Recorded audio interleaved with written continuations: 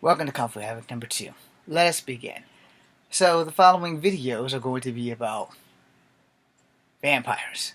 We're starting with vampires because when I first tried to do this, I started with werewolves. I managed to wind up deleting the videos because my uncle called me and ticked me off. There's a video about that that's pending now. Anyway, let's move on. Okay, so vampires are the undead. They are creatures of the night who, to sustain themselves, and they're also immortal for the most part, they drink human blood or blood in general if you're like some Twilight fans. And if you are a Twilight fan, this video is not for you. Honestly, truly to God, the canon in that is just like above my head. So I'm not down with the shimmering vampire that can come out in the daylight. If you're a Blade fan and they have enough sunscreen, this might be for you. Because this video is going to be about vampires. Realistic and canon for movies. So sit back and enjoy the ride. You can fact check me on a couple of things, and this will be the one thing that you actually can fact check me on. The first original vampire was named Vlad Tepes, who was a Transylvanian emperor, king, monarch, whatever the hell you want to call him, who lured all his enemies to his castle and killed them and drank their blood. So you guys can fact check that part. But everything else is going to be movie canon, likes, don't likes, do's, don'ts. How do you kill vampires? Alright? So let's start with how do you kill vampires, because we already know they're undead. Now, depending on how far back in time you go and what you know, this is how you kill vampires. There's at least 5 minimum ways of how you kill them. The first and the natural way, that, except for in Twilight, that has not changed, is that vampires can't go out in the sunlight because they'll burst into flames. I like that. So long, shimmering vampires. The second, a crucifix. For those who have no idea what a crucifix is, that would be this thing right here. It's shaped like a T, but it's a crucifix or a cross. And you have to have faith. You don't have to be a man of the church, but you have to have faith. Although it will not hurt if you are a man of the cloth, because all you have is faith. You live on faith. You live in a church. Probably the safest place to be against vampires. But anyway, if you're from Dusk to Dawn fan, they kept the canon of the sunlight killing the vampires, but they neglected the fact that silver hurts vampires. It doesn't kill them, but it hurts them. That'll be in the final video. We'll bring that back. But anyway, so you have sunlight, crucifix, stake to the heart. If you burn the casket before the vampire returns, because he has to have his casket, the vampire will die, and everyone who he converted into a vampire will turn back to normal. Henceforth, the fifth and final way is if you not only burn the casket, put a stake in his heart, put him in the casket, as you burn the casket, open up the casket so the sunlight can come in, you get the gist. In other words, you're going to feed him the biggest CF that ever was. So let's go into movies. Nosferatu was a vampire movie before my time. It was a bald guy. I can't remember the actor that played it. But they left out a lot of stuff this more modern day. But in Nosferatu, and I'm probably not saying it right, it was a silent movie, and the vampire could do amazing things. So let's go into vampire powers. Now we know how to kill them.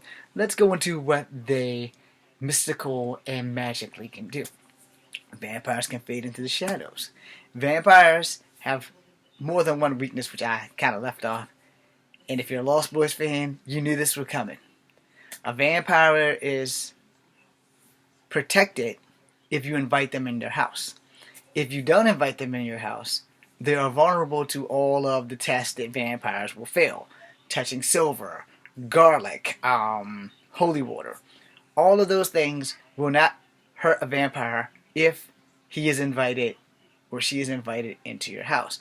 If you're a Vampirella fan, that is null and void, because I don't remember if she was immune to holy water or being invited or Spike. And 9 times out of 10, if she's talking to a man, there's no way in hell he's going to turn away Vampirella.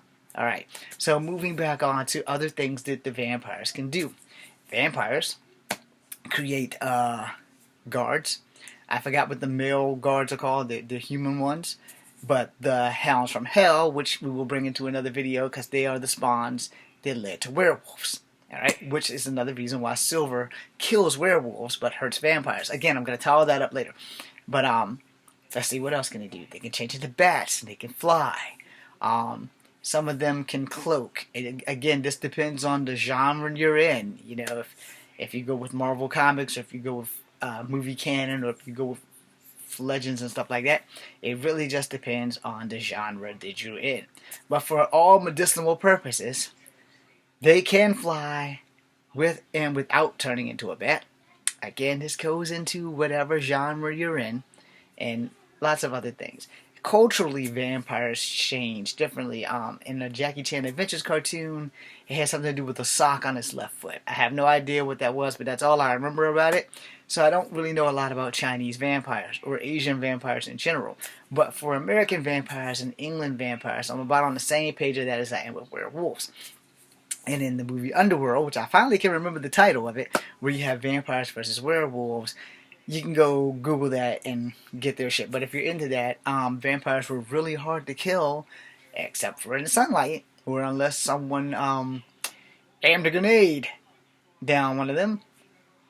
You know, but for the most part, and also depending on what canon you're in, or what universe, or what movie genre you prefer, for the most part, vampires are basically immortal. Not immortal like the Highlanders, because those guys are just die hard unless you cut off their head.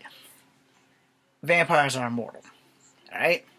So I've taken up 6 minutes and 45 seconds of your time, and I'm going to take up a little bit more of your time with vampires so that you can have some thrills in the next video. I don't want to kill everything with vampires, but for the most, at the essence of a vampire is a zombie. However, a vampire is a super zombie, because zombies can't do any of that shit.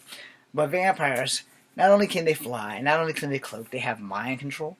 You know, when they look into a beautiful lady's eyes and subject them to sensual pleasure, and even the ugliest vampire can get the prettiest woman to desire them.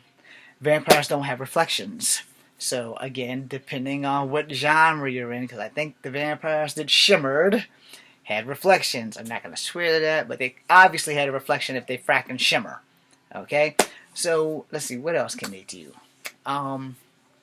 They can blend in, and they party all night. So therefore, let's see, they drink blood, they blend in, they party all night, they transform into bats, they create werewolves, they can create drones. Not the kind that fly around, but the human drones. Let's see, what else can they do? They mesmerize people with mind control. Again, some genres have vampires that actually have telekinetics and stuff like that. And it really depends, you know. And these things are somewhat canon and somewhat not. In the old school vampires, there was basically 3 ways to kill them. So let's run that again. There was sunlight, a spear to the heart, and, above all else, there was burning the casket. They added the crucifix in. I don't know why. I guess because it's an unholy creature. But however, a lot of things that are unholy, the crucifix doesn't work on. So you have to like decide. If you're gonna make a vampire movie, you have to decide exactly before you put people in costume and start making. What does it take to stop the vampire? What kind of vampire is it? You know, is it a alpha vampire? Is it like a lower level vampire? And if you want to go into that, that's more like Marvel Comics Blade and Morbius and stuff like that. Because if you know anything about Blade, he's only half vampire. Technically, he would be a hybrid or a mutant. He has all their strengths, but none of their weaknesses, which makes him a hybrid. And Blade has to drink a serum because the only weakness that he does have is the bloodlust, so he has to drink blood. Alright, so we got that out the way. Morbius is basically the same thing as Blade, only Morbius got his powers through a bat who had drank Spider-Man's blood, or a bat that got zapped by radiation that leaked his blood into a vial of Spider-Man's blood, so Morbius is like a jacked up Spider-Man only with vampire powers.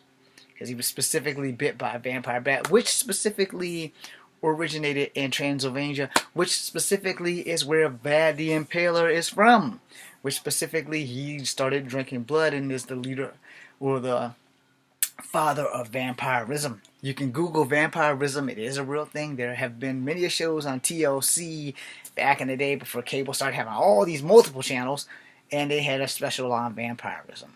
Do not mistake vampirism with devil worshipping. They are totally different things. Totally different entity. A lot of people believe that vampires are spawns of the devil, but that has been confirmed to not exactly be true. Again, it decides on what genre of vampire you are going with. A lot of movies depict the vampires are the children of demons and women or whatever, but that's the same thing as a Nephilim being the son or daughter of an angel and a normal human. So you kind of got to toss that around a bit, you know. And for me, I'm like, you know, I'm just going to leave that one the hell alone, and we'll just go with whatever a vampire is. I don't want to be one because I don't want to burst into flames, and I kind of like the daylight. Okay? So we're going to end this on a sour note by saying vampires are probably the top dog on the list of these three. And the only subsequential thing about being a vampire is that you are immortal and you can build your fortune as time goes on, unless someone finds out you're a vampire and they hunt you down and kill you. That being said, this is Comfort Havoc number 2. I want to suck your blood tonight.